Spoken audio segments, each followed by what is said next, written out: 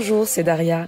C'est une nouvelle journée et une nouvelle occasion de remercier Dieu pour sa parole qui nous fait grandir jour après jour. Alors si tu le souhaites, prie avec moi.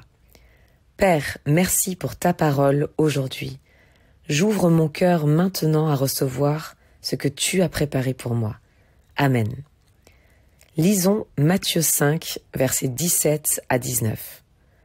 En ce temps-là, Jésus disait à ses disciples : « Ne pensez pas que je sois venu abolir la loi ou les prophètes. Je ne suis pas venu abolir, mais accomplir. Amen, je vous le dis, avant que le ciel et la terre disparaissent, pas un seul iota, pas un seul trait ne disparaîtra de la loi, jusqu'à ce que tout se réalise. Donc celui qui rejettera un seul de ces plus petits commandements et qui enseignera aux hommes à faire ainsi, sera déclaré le plus petit dans le royaume des cieux.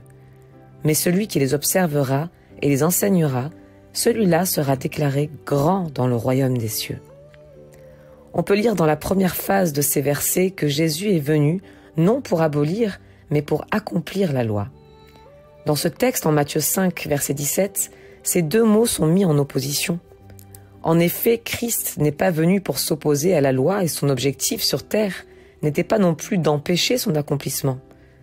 Quand on s'intéresse à la vie de Jésus, depuis son enfance, on se rend compte qu'au contraire, Jésus respectait la loi. Il l'aimait et il lui obéissait. Jésus est venu sur terre et il a accompli la loi. Il a accompli plusieurs choses. Les paroles prophétiques de la loi qui le concernaient directement, ainsi que les exigences de la loi de Moïse. Mais alors si nous serions encore tenus au respect de la loi de Moïse, cela voudrait dire que Jésus n'a pas accompli la loi.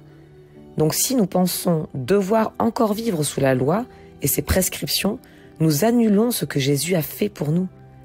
Mais si au contraire Christ a accompli pourquoi il était venu, alors la loi a été accomplie et elle ne nous lie plus aujourd'hui.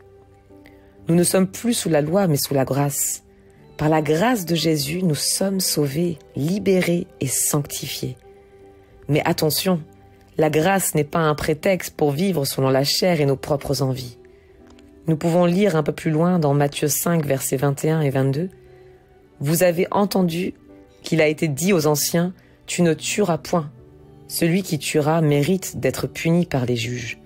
Mais moi, je vous dis que quiconque se met en colère contre son frère mérite d'être puni par les juges. » Jésus met le standard plus haut. Il n'est plus juste question de suivre à la lettre le rituel de la loi, mais ce qui compte, c'est notre cœur.